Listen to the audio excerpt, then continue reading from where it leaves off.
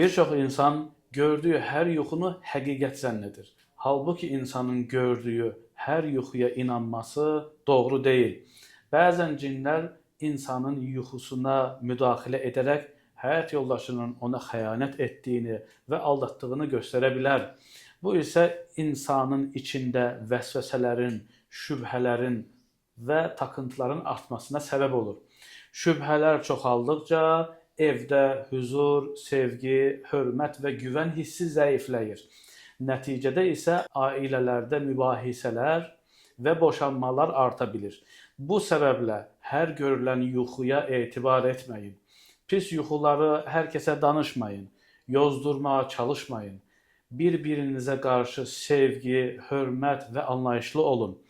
Yatmazdan əvvəl 3 dəfə Ayətəl-Kürsü, 1 dəfə Fatihə surəsi və 1 dəfə də Mülk surəsini oxuya bilərsiniz. Allahın izni ilə bu pis yuxulardan qorunmağınıza səbəb olar.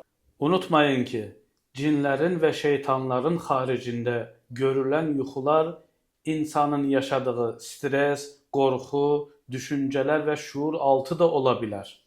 Diqqətli olun, Allaha əmanət olun.